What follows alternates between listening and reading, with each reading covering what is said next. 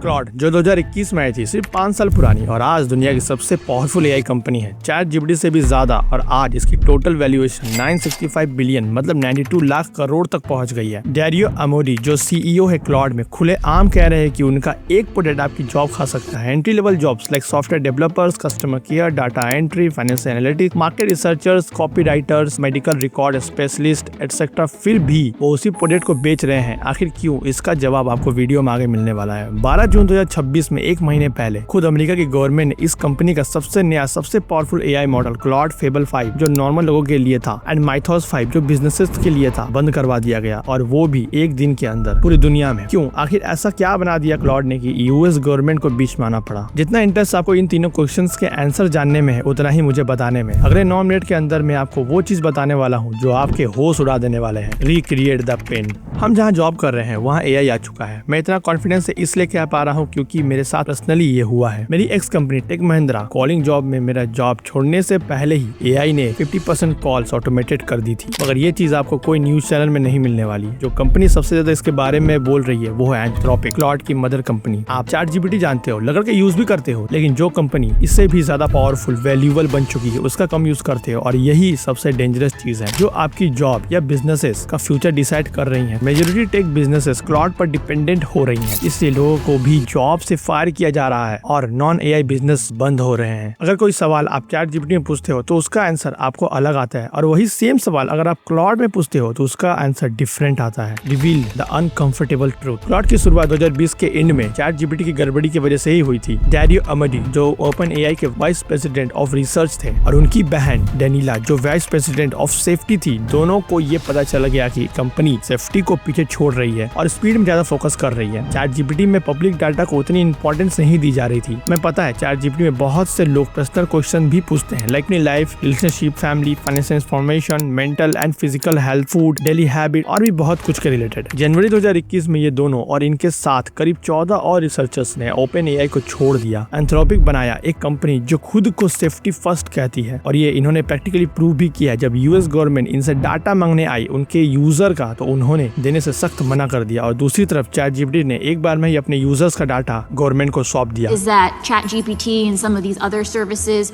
are being fed a huge trove of data. इससे आप इनकी डाटा प्राइवेसी का हिसाब लगा सकते हो। लेकिन यही बस सीन इंटरेस्टिंग होता है। 2022 में जब एंथ्रोपिक का पैसों की जरूरत थी तो एक बड़ा राउंड आया एलमेंट रिसर्च से, जो कि एक बहुत बड़ी क्रिप्टो ट्रेडिंग कंपनी है। इसके मालिक सैम बैंकमैन-फ्राइड है, जो कुछ महीने पहले ही फेक क्रिप्टो करेंसी एक्सचेंज में जेल चले गए थे। $500 मिलियन तो एंथ्रोपिक को मिल गए।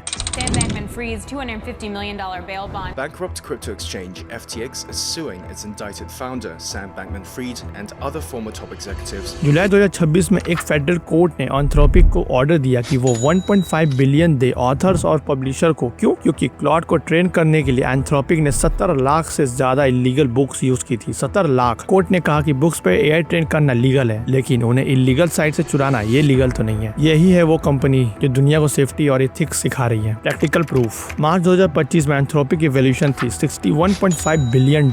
मई 2026 में सिर्फ 14 महीने बाद ही ये बन गई $965 बिलियन।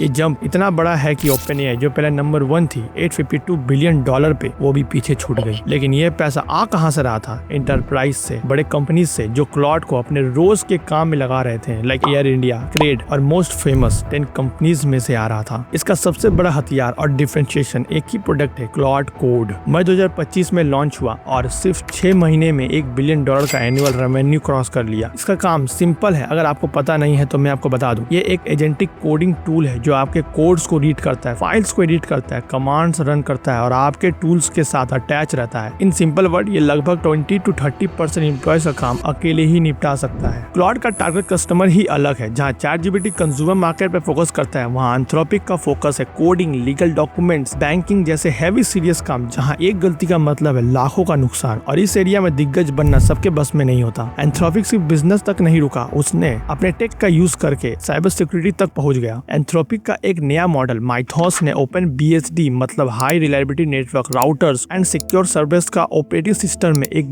बग ढूंढा जो 27 साल से छुपा हुआ था, और एक सिक्योरिटी फर्म ने इसी मॉडल के मदद से एप्पल का नया M5 चिप की सिक्योरिटी भी तोड़ दी सिर्फ कुछ दिनों में। मतलब बाकी सब तो समझ भी आता है, मगर एप्पल $1 ट्रिलियन कंपनी है और उसकी सिक्योरिटी ऐसे कुछ दिनों के भीतर तोड़ देना ये कोई नॉर्मल बात तो नहीं लगती कहीं से भी। 12 जून 2026 को यूएस कॉमर्स डिपार्टमेंट इसके हाई कैपेबिलिटी के पावर को देखते हुए इसे बैन करने का ऑर्डर दे दिया। ठीक 19 दिन बाद बहुत हाथ पैर मारने के बाद रिस्ट्रिक्शंस हटी, लेकिन ये पहली बार था जब अमेरिका की गवर्नमेंट ने एक AI कंपनी को फोर्स किया अपने मॉडल बंद करने के लिए सिर्फ 3 दिन के भीतर। तो लास्ट पॉइंट, द सोल्यूशन। तो वापस से उस सवाल पे आते हैं। डारियो अमोडी जो खुद कह रहे हैं कि AI अगले 5 साल में आधी entry level white collar jobs खत्म कर सकती है, वो खुद वही प्रोडक्ट क्यों बना रहे हैं? जवाब सीधा है, अगर एंथ्रोपिक ये नहीं बनाएगी तो कोई और बनाएगा। डारियो की लॉजिक ये है कि कम से कम कंट्रोल ऐसे हाथों में रहे जो पब्लिकली अपने 80 पेज कॉन्स्टिट्यूशन को छापे इंटरनेट पे, अपनी हर लिमिट एक्सप्लेन करे पब्लिक को। जो काम बचेगा वो होगा जजमेंट, नेगोशिएशन, रिलेशनशिप बिल्डिंग, जिनमें इमोशंस चाहिए, फीलिंग्स चाहिए। वो काम आप अपने क्रिएटिविटी से लगकर कर सकते हो, जिसे कभी AI रिप्लेस नहीं कर सकता है। तो अगर आप स्टूडेंट हो या किसी जॉब में हो, अपने टाइम वेस्ट मत करो ये सोचने में कि AI आएगा या नहीं, वो आ चुका है ऑलरेडी। सवाल ये है कि आप उसके साथ काम करना सीखते हो या अगेंस्ट खड़े रहते हो। फाइनली गाइस, वीडियो का एंड हो चुका है। आई होप आपको ये वीडियो बहुत पसंद आई होगी। अगर वीडियो पसंद आई तो वीडियो को लाइक करो, चैनल को सब्सक्राइब करो और वीडियो को ज्यादा से ज्यादा अपने फ्रेंड्स एंड फैमिली को शेयर करो, जिससे कि उनकी भी आंखें आपकी तरह खुल पाए। अगर आपको ये वीडियो पसंद आई तो मैं आपको रिकमेंड करूंगा कि आप ये इस वीडियो को क्लिक करके भी जरूर देखो, जिससे कि आपकी जो नॉलेज है वो और भी ज्यादा 2x और 3x हो पाए। तो गाइस, मिलते हैं आप किसी न्यू वीडियो में न्यू टॉपिक के साथ। तब तक के लिए बाय।